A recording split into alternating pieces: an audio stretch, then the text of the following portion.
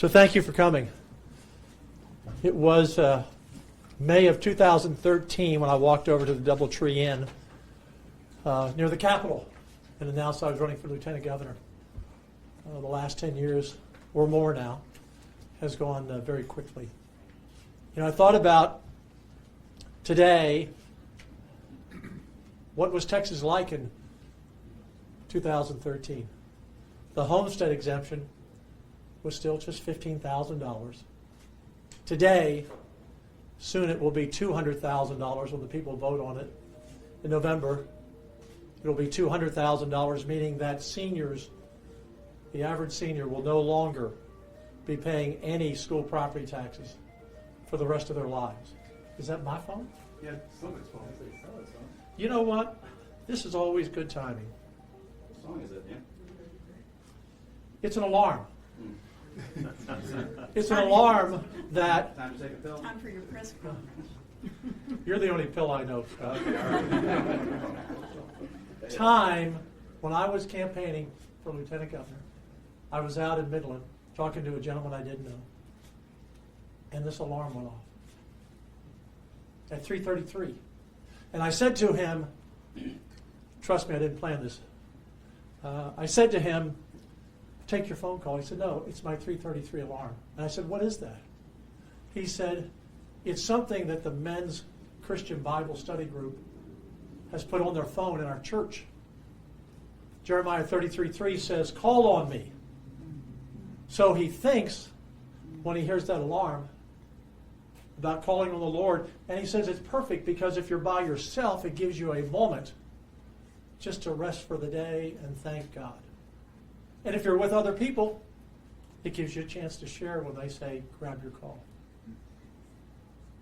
Pretty unique timing today. Pretty unique timing today. It's a good reminder. But back then, the homestead exemption was $15,000, and today now seniors won't be paying any more property taxes for the rest of their lives. And people under 65, their homestead exemption will be $140,000, cutting their school taxes in half. Back in 2013, the sonogram bill that I had written in 2011 was coming into full flourish, and today, with all the pro-life bills that we had passed, as I said today at the governor's press conference on Senator Campbell and Senator Hughes's Senate Bill 31 and 32, we have saved somewhere over 300,000 babies in Texas in the last 10 years or so. 300,000 little Texans who will grow up and have another 300,000 or 400,000 or 500,000 kids of their own and grandkids one day. Back then, there were a lot of Second Amendment bills that needed to be passed. And we passed open carry and campus carry and constitutional carry. I'm not sure what other carry bill we can carry anymore. We passed a strong, robust Second Amendment agenda. So we protected life. We protected our constitutional rights. We've made voting more secure. And for those of you who haven't checked the stats, I hear the criticism we've made it harder to vote. Just the opposite. In the last 10 years, when I ran for Lieutenant Governor, and you can check my math, I'm doing this from the top of my head, but I think it was a total of 5 million votes cast in November of 2014. The first time I ran. I think 5 million total. And the last time we ran, 8 or 9 million. We've doubled the votes. In 2013, when I ran for Lieutenant Governor, there was not one Hispanic Republican senator in the Texas Senate. And now we have 2. Changing times, changing faces. There's so much been done in this last 10 years at so many levels. Pro-business, pro-life, pro-Second Amendment, pro-law enforcement. And in recent years, because of the Biden 4 years, we had to push back and pass bills we never thought we had to pass, like the definition of a woman, or keeping men out of the ladies' rooms, or keeping boys out of girls' sports, something that Lois Colcourse and I worked on in 2017, and people said, what are you doing getting into that bill? So in the last 10 years, we've accomplished a lot. That's why we are the shining city on the hill. That's why 1,000 people a day still want to come to Texas. We are the America that all America used to be. We are a place you can come and live the American dream. We are a place to come and raise a family. We are the greatest place on earth. I don't get the credit for that. I was just a part of it as the wheel went around. And through this time, I've had a great relationship with the governor. Finally have a speaker we can work with. Those were rocky years for a time. But we passed a lot of bills despite that. But I've always had a great Senate. A great Senate. And so whatever we've achieved, the credit goes to all of them. And for many of the bills we passed, they passed on bipartisan votes. Putting the Ten Commandments back in school, putting prayer back in school. You know, I look back at a lot of different people who ran for the Senate and served, and some have moved on, and some are running for other offices, some are now retiring. But this is your Senate for 2027. These are the people who are going to win in 2026. These are tireless public servants who have spent this year, their whole year here, for their $600 a month, and their time away from their families. And this has been the best regular session we've had, and we've already passed these 38 bills, or we will in the next day or two. All 38 bills on the call twice. So I don't get the credit. I just get the privilege to lead them. That's what I get the privilege to do. So people have been speculating on what I'm going to say today. I've announced I was running for lieutenant governor 5 or 6 times. No one seems to believe me. People say, well, he's got this. He's the greatest rumor. You want to hear a great rumor? Jack, you want to hear a great rumor? I get a text from Hanoi last night. From Hanoi, in Vietnam. A friend of mine's on a Bible mission over there, distributing Bibles. He said, I hear you're not running. I hear that you're going to be the senior pastor of Second Baptist Church. That was the latest rumor.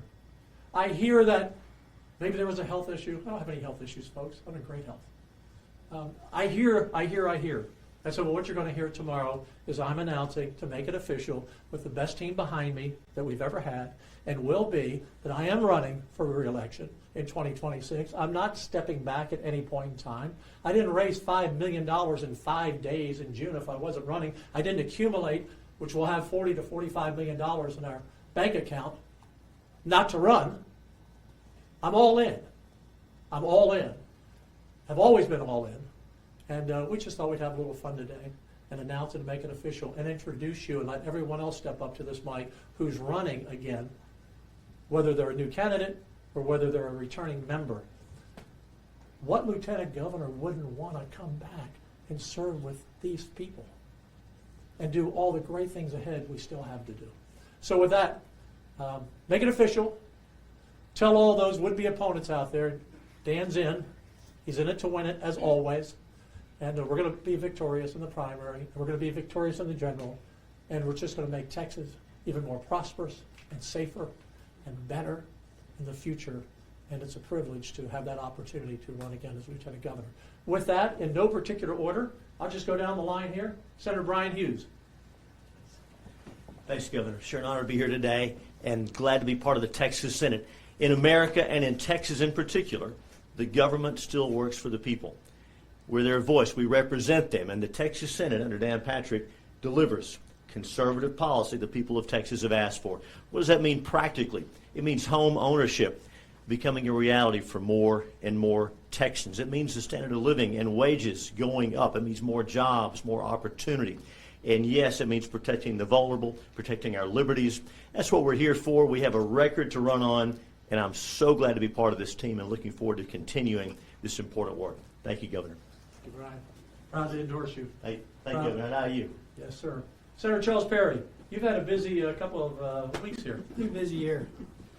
You know, every time you come up on re-election, you kind of make your list of why and why nots. You want to continue to be away from your family and friends and communities, and you look at it, and I think it's just part of our nature. We just see a lot of things that need to be done, and a lot of things we started, and a lot of things that we need to be finished. I will say, Lieutenant Governor, your legacy, and I think it goes unnoticed, but it shouldn't. You changed a vote rule when you came in as Lieutenant Governor. If not for that vote rule change, the conservative pieces of legislation, social and fiscally, would not have been possible. And those little bitty things that you're willing to go to and do the things necessary to make those things happen, end up being monumental in it. So I'm back in. We have a rare opportunity where federal and state align on transformative things in this country. We have a president that believes in Texas and a Texas that believes in the president, as well as the majority of the country has spoke on the things that this country has woefully been lacking for decades. We're back in the national, world, global stage because of a president that said that's our rightful place and we've earned it and we own it, but more importantly, we need to be responsible to it. Texas is the beneficiary of that. So my tenure, I think people watching me over the next few sessions, I'm an infrastructure guy. We need to take care of some of the non-sexy, non-political things. We started down a path last session, and we'll have a vote in November that'll hopefully come to fruition with funding. So we're going to do, as long as I'm around, some of the infrastructure things as well as all the other things. Because at the end of the day, infrastructure is the core of an economy. If you don't have good roads, bridges, water, and electricity, companies don't come here wanting to bring in all their successes and all the opportunities. So that will be my focus. I don't think I'm finished with that initiative. I think there's things that we've got in place, things that are in process that I need to tend to. And then we're going to take care of the social issues of the day that nobody does it better than Texas. And you see a lot of what Texas gets done at the national level. We represent just a good common sense group of people across America that had no voice for a long time. And Texas led on it for the last decade, long before the national narrative caught up with it. But it's always fun to look back and see Texas did that last year, or Texas did that last 10 years. So we're in a good spot in Texas. We're in a great spot in the Senate. My colleagues that are coming in, I can't looking forward to seeing the guys come over, new faces, new energy, because honestly, sometimes we get old. We get a little low energy sometimes. But we do big things in Texas because we have big leadership, big ideas, big visions. And I'm never going to leave here saying it's all done. But when I look at what I want to finish, I'm not done yet. So I'm proud to be signing back up for another tenure, and I'm proud to serve under Lieutenant Governor. Thank you, sir. You know, one of the things you're going to notice as we go through this, and I don't think this has ever been done before, this type of presentation, this is a team of specialists. They all can handle every bill, but they all have their niche that they really care about. And that little change of the rules in 2015, everyone said, well, gee, when you change the 21 vote rules, you'll just roll over and steamroll the Democrats. And I always believed this, because I served for 4 years when we couldn't bring a bill to the floor unless we had the Democrats agreeing to it. I used to go over to their caucus chair, can we pass this bill today?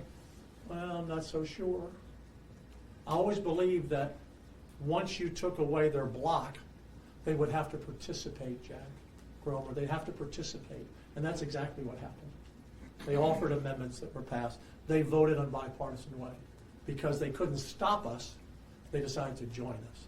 And it's actually worked out pretty well. Next up, Lois Colcourse, specialist in health, for sure, and everything else. Thank you so much, Governor.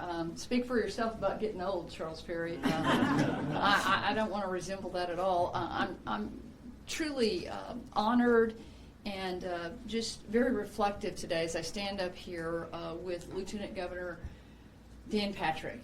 He stands up for Texas, and I'm so proud to stand up with him. I was looking at some numbers. When we came in 2015, I came in with Lieutenant Governor Dan Patrick, as we've talked about some of the changes that he made. I came in with 8 very conservative state senators at that time. We called ourselves the Liberty 8. At that point, the GDP in the state of Texas was about $1.65 trillion.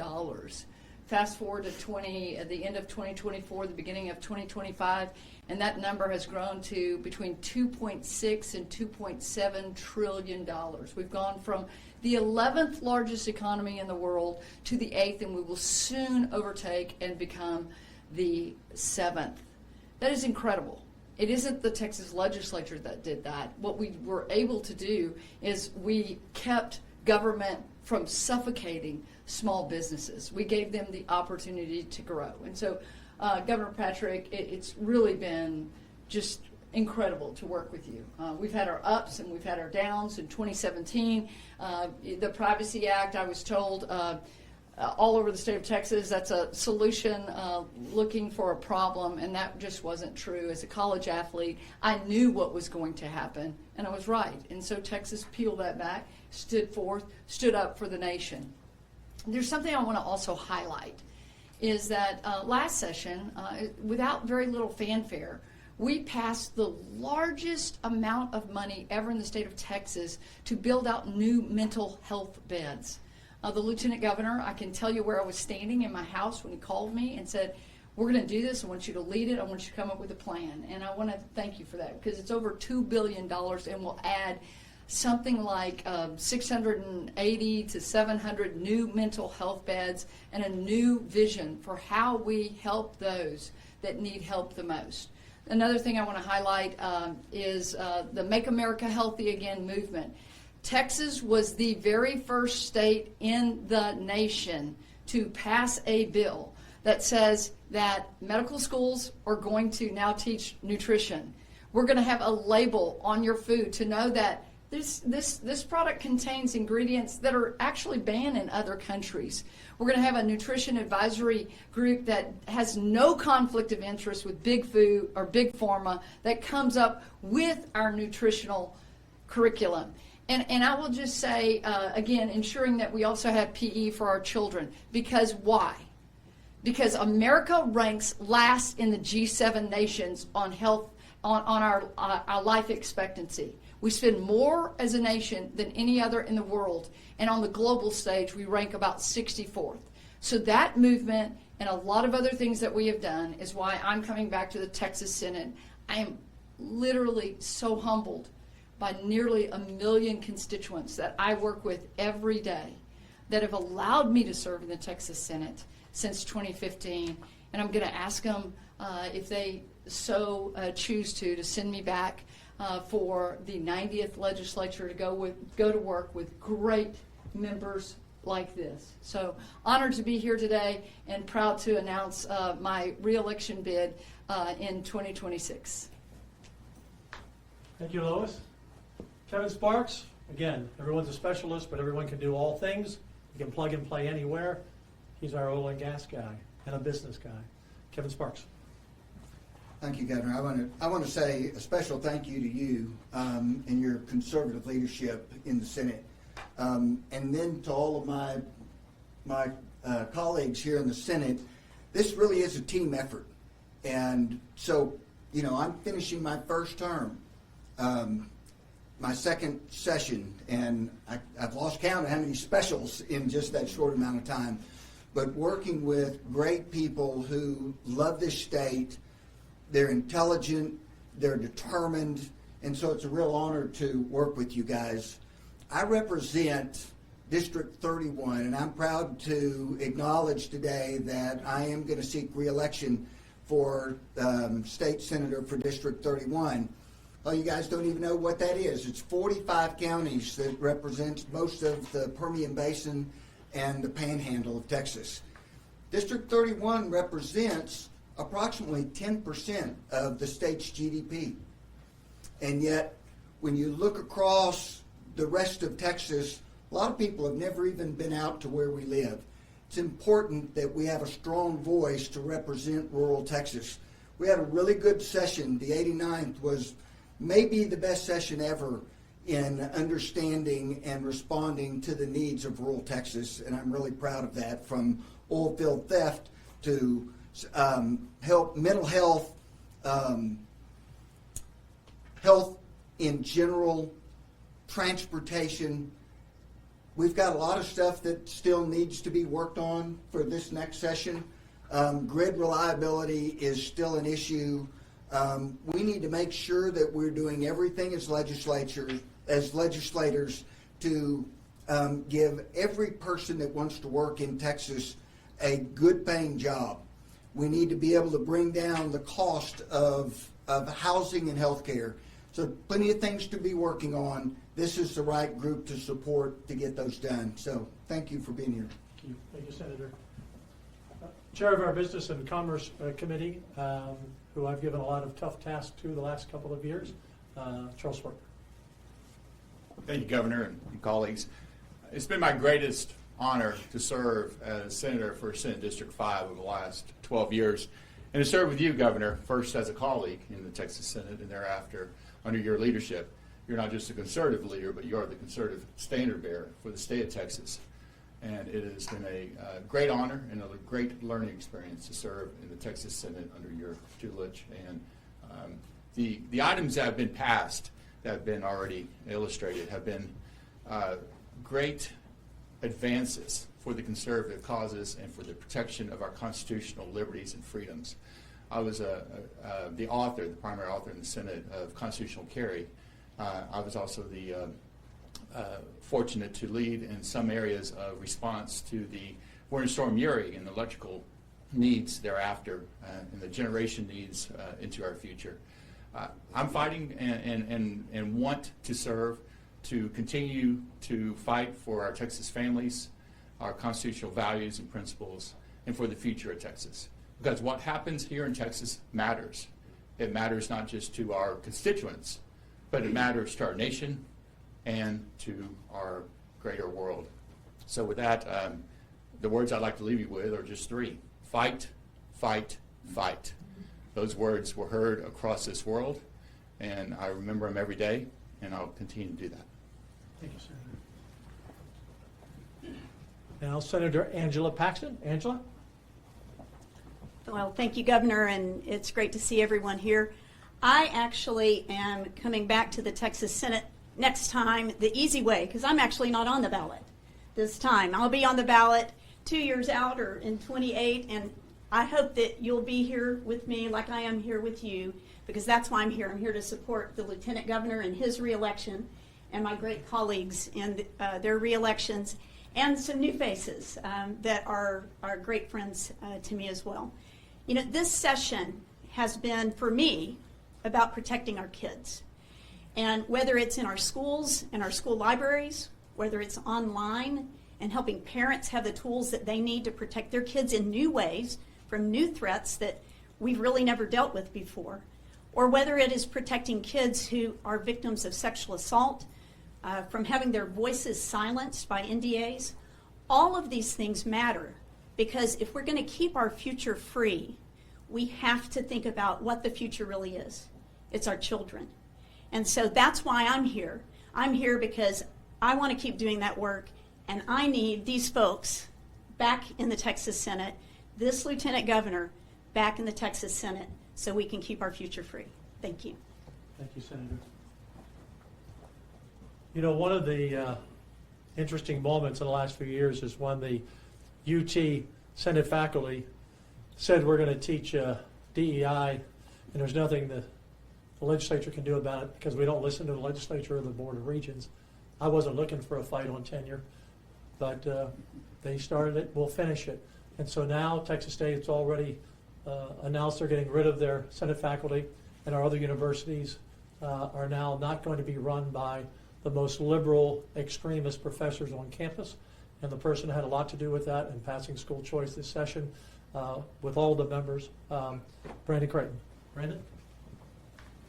Thank you, Governor. I just want to say I'm proud to stand with you as a friend and as the presiding officer in the Texas Senate, and just an unmatched leader in the history of the state of Texas, and all of my colleagues that are standing with us today, and those Republican senators that are not with us today.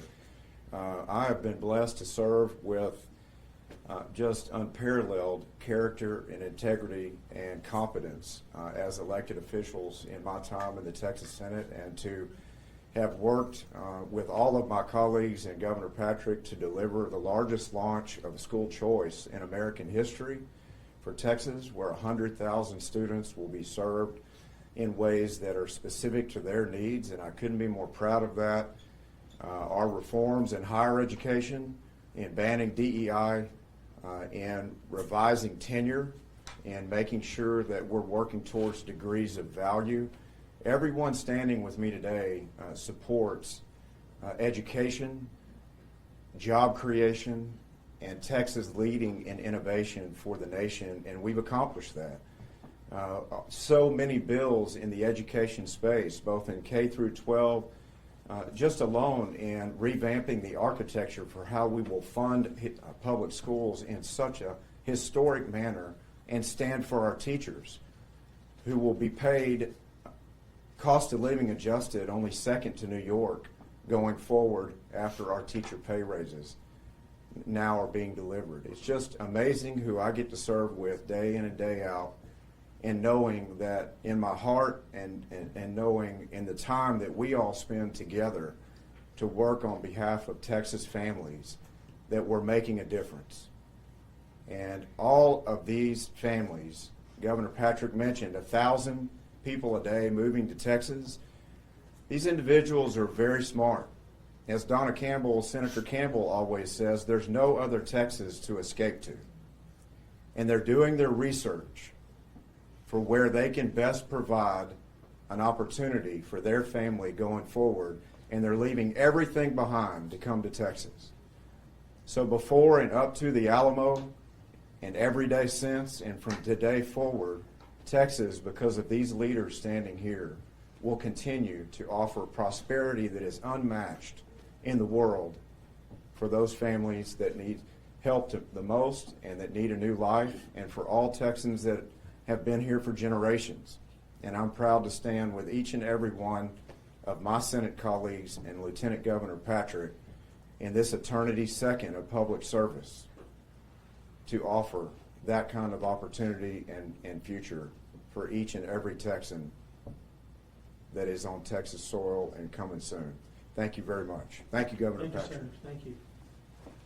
Senator Flores, again, everyone has a specialty.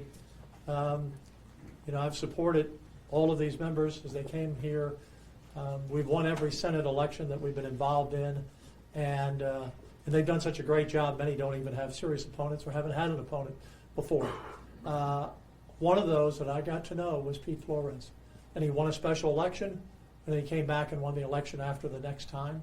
And he's our law enforcement guy, a former colonel of the game wardens, and as he likes to say, I ride the brand, and we're proud to ride with it. Pete, our first Hispanic Republican senator in history. Thank you, Governor. Thank you for your leadership and friendship. And we also have another saying that says, we doze, but we never close. And that's kind of how we operate in the Senate. We're constantly working for our constituents and for Texas. You've heard a lot of, I won't repeat a lot of what you heard from my colleagues, but I represent District 24, which is Southwest Texas, the Hill Country, and Central Texas, including wonderful Fort Hood, home of 3 Corps, America's Hammer, and all the soldiers and their dependents that are there that are also Texans. So it's a great honor to represent those 13 counties, very rural counties, small cities, and I bring that I live in a town of 10,000, so it's bring that experience. I live it with them, and bring that experience here in state service to the Senate, working with this wonderful group. We've been able to pass a number of great bills in criminal justice, protecting, enhancing the penalty for human smuggling. Who's going to fight something like that? I mean, but we got that passed.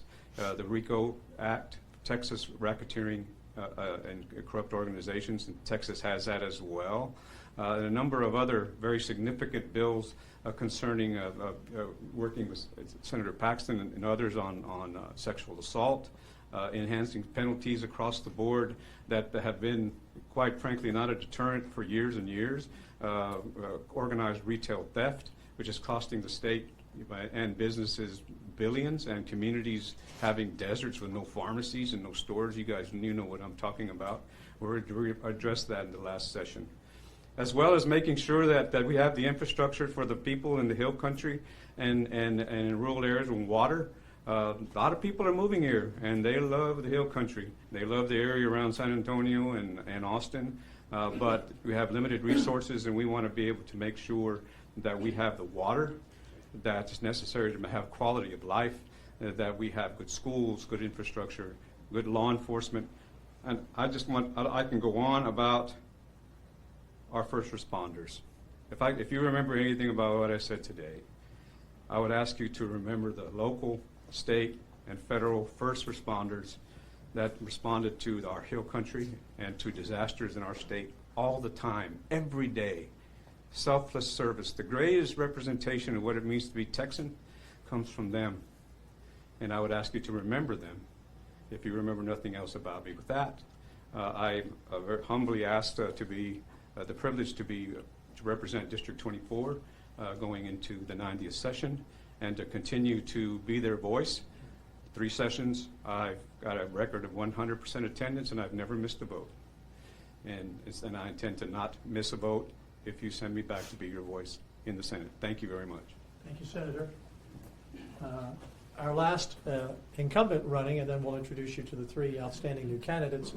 And I have some new news for them as well. Senator Bob Hall single-handedly brought down the Lottery Commission, and he's done a lot of other great things. Bob Hall. Thank you, Governor, and I will say that all of what you had to say about what we've accomplished in the last 10 years, God's hand was definitely in putting together a Class A team for you to work with and you as a leader to bring us together to do the things that we did for Second Amendment, reasonable budgets, protecting individual rights, and I could go on and on a number of things. But an incredible team here to work with. I admire each one of them. And somebody asked me, why are you running again? And I said, why wouldn't I? I get this opportunity to work with these, and besides, God said, I put you through a lot of stuff in your previous 3 careers that laid the groundwork for what you needed to know to have when you got here. The training at the Citadel for never quitting, tenacity, example of our grid bill. Tried to pass that the first time, and everybody looked at me and laughed and gave me a tin hat and thought I was a little crazy, and we finally passed it this last time. And we did. We took on the lottery. Nobody recognized what that was. I looked at the governor, heard what I was saying, and went out himself and helped undercover, expose what was happening with a criminal organization that was infested within our government, and we began the process to get rid of them. So, we got work left to do here. We started the process of reforming our elections that Governor mentioned a while ago, to change it, to make it easier to vote. We get a lot more people out and more confidence in what the outcome is. And so I look forward to coming back to serving the people of Senate District 2 and working with this incredible team. I can't think of a better group of folks to work with. Thank you, Bob. Sir. One of the reasons I invited the 3 candidates, and there's another race, and maybe another race that will happen depending on the outcome of the AG's race, but I wanted them to be a part of this culture right now. Because what you see behind me are some of the most outstanding professionals and some of the nicest people, God-fearing people that you'll ever meet. I always do an event in February or so with 40 or 50 business leaders or more from around the state, and each senator presents. I don't think anyone's ever done that before. We've done it every session, and everyone always walks away and says, man, these people are really smart. They are really on top of their game. So I've endorsed these next 3. The first one, let me bring up Dennis Paul, who's running in Mays Middleton's seat. Dennis, please come forward. Thank you. Thank you, Governor, and it's really great to be here and the chance and opportunity to work with the kind of individuals that are standing here and those other individuals in the Texas Senate that aren't up here, that get these great things accomplished. I've been around watching politics for 30 years, watching this man work through the grassroots work and leading to come up here, and the accomplishments that we've gotten accomplished in those 30 years has been fantastic. Done in the last 12 years since I've been here, those years that you've been leading in the Texas Senate. Just fantastic stuff that I dream we might not ever get done. But we got great things that we're going to get done even further, or where we're going to be. I was the creator of the Galveston barrier so that we could build a storm barrier to protect all of Galveston Bay. We're going to continue to work on that from the Texas Senate. We're going to work on flooding to make sure that we can have the floods that don't devastate all of us, even from Harris County to the hill country. We're going to work on trying to make sure insurance is going to be lower, so we have affordable insurance for health insurance for small businesses, so they ain't priced out of trying to hire people, to homeowners to be able to afford to live with their insurance. Just like we've been working tremendously, especially over those last 12 years, to get property tax down, to an affordable rate for citizens of Texas. And we're going to work on those things. We're going to also work on fraud and abuse in healthcare and make sure that fraud and abuse is wrapped up and done and that we're not having fraud and abuse in the state of Texas. I'm still the only engineer in the legislature, and we're going to continue to work to make sure the engineer, we're going to continue to work on those infrastructure projects and continue to work to make sure that Texas is the greatest place in the greatest union. And I'm going to be able to do that working with these people under the leadership of this great man here. So thank y'all very much. Thank you. And he was one of the first. All of these members have been endorsed by President Trump, but President Trump, he was the first new candidate for the Senate that he endorsed. Dennis Paul. Thank you. And you notice he's an engineer. You notice we didn't have one of those, so we needed one of those. We needed one of those. Now I'm going to let Lee go next. Ladies first, David. So Lee Wamgans, and you'll all learn to pronounce her name because she's going to be your senator for a long time. I don't know if you know this, but President Trump just endorsed you today. You have the mic. Thank you. That was such a blessing. I saw it right before coming on stage, so thank you. And thank you so much, Lieutenant Governor, for your endorsement. I'm blessed by that. It means the world to me. It is Lee Wamscons. That's how you say the last name. That's my husband's fault. That is a sign of true love right there. So I've been working in conservative politics for over 34 years. I believe conservative policies and conservative laws are the best thing for all Texans. I started my career as a television news anchor, reporter, and producer, and from there I was put on the political beat because no one else wanted to go to the meetings, and I loved learning about the policies and writing about them and informing our citizens. And from there, I was recruited in 1994 to work on my first congressional election in Colorado. And I was recruited in 1996 to move to Texas to work on a congressional election here. Ever since then, I went into corporate America. I then owned a small business. And then I went to work in my current job. And through all of that, I've been a volunteer advocate for conservative policies. I worked with Senator Hall when he was an incoming freshman on the first grid bill. I've worked with several people that are behind me and not here today. And I am ready to take that fight to the Capitol. I'm ready to serve Texas. This is a duty, and I believe it's my role and responsibility. And I'm looking forward to serving with these great Texans. Thank you. Thank you, Lee. Thank you, sir. And congratulations on that Thank endorsement. you. The timing was perfect. David Cook, come on up. Also endorsed today by President Trump. Yes, sir. So everyone's been endorsed by the president. He doesn't lose. David, it's all yours. That's great news. My chief of staff was with me when we were driving over today, and she about ran me off the road as she saw the announcement come out. So we just saw it just before we got here. And I do want to say thank you, to Lieutenant Governor, for your support and your endorsement.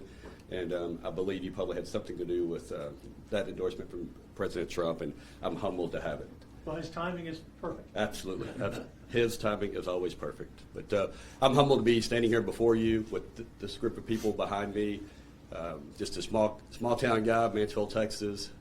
Gotten out into Senate District 22 and had an opportunity to meet folks, and they've made it real clear to me that this is a rural district, and that they point to House District 96 not being a rural district. Well, I grew up in the city of Mansfield that's known for the largest indoor rodeo, cowbell. That's what it was as I was growing up in the small city of Mansfield.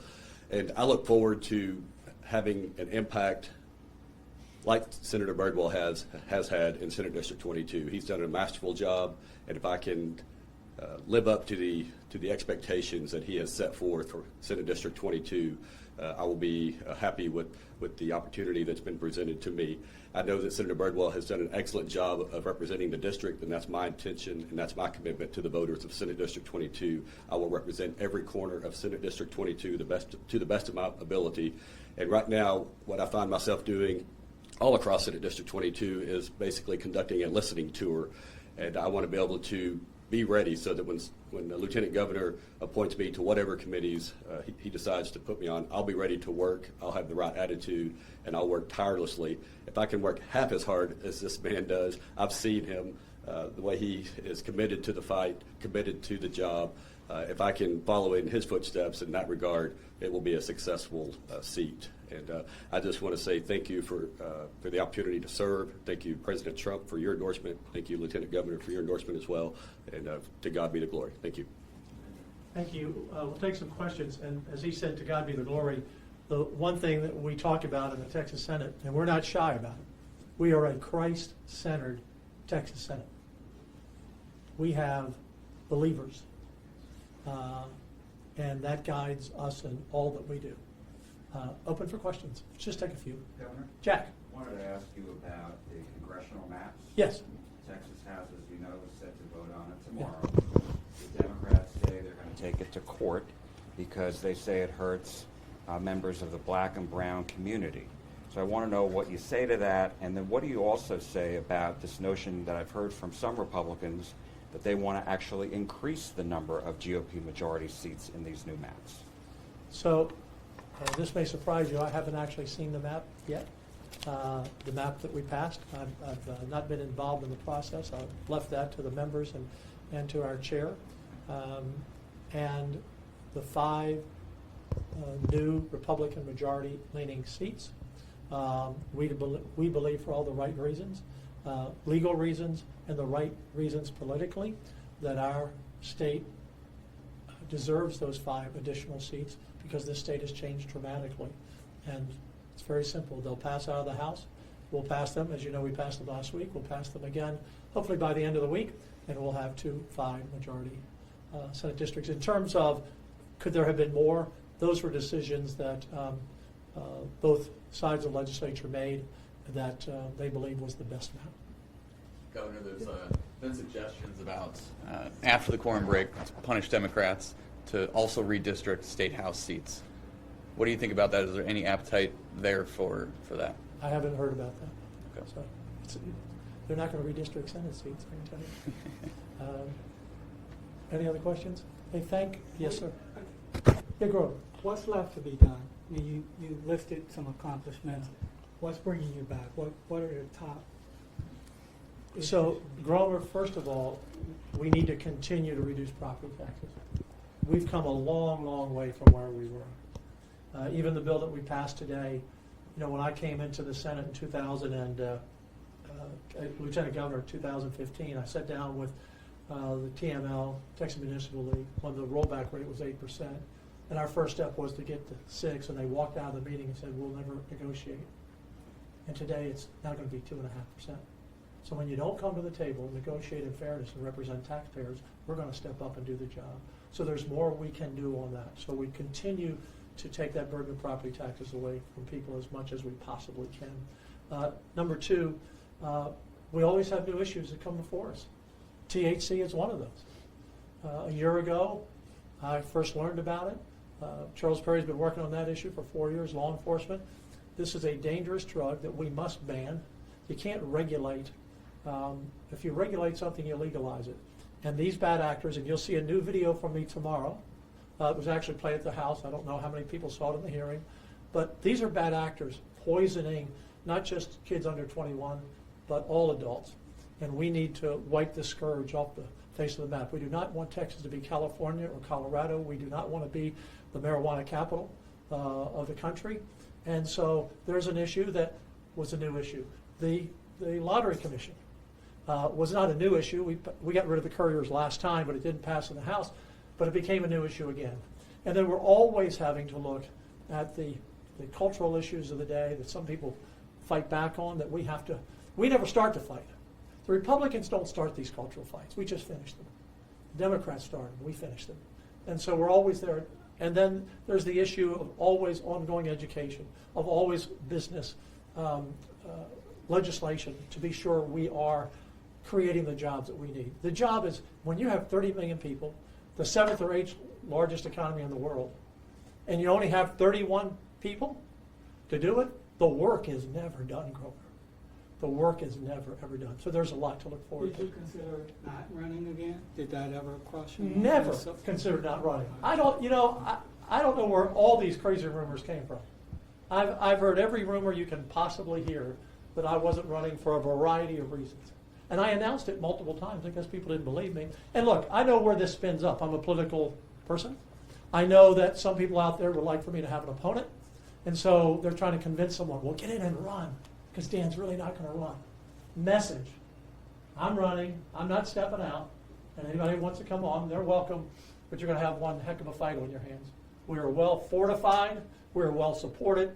The last poll I looked at, 82% of all Republican primary voters, that's my approval rating with Republican primary voters. I think we're in good shape, but it's a free country and one can do what they want. But I think some of this has been created by potential opponents who just want to stir the pot. Governor, on THC, have you had any productive conversations with the governor himself about finding a solution on this issue? The governor and I have worked so well together this session, throughout our 10 years. We disagreed on a few things, not much. We just disagree on this. That's all. And our senators are committed. This isn't a policy for us. This is a belief. You know, we've just had more time to study this issue. And the House joined us with a ban the last session. If you try to regulate something, you're legalizing it. And these people cannot be trusted. These are bad actors out there. Probably a big money laundering operation. You heard the testimony. A lot of criminal activity. You've heard the testimony. It's nothing but a drug deal every day going on in these shops. So we passed a ban. That's where we stand. And that's where we'll always stand because we do not want to make Texas the marijuana capital of the country. I think that'll wrap it up. Thanks, guys. Thank you all. Thanks for coming out. Everybody. Great job.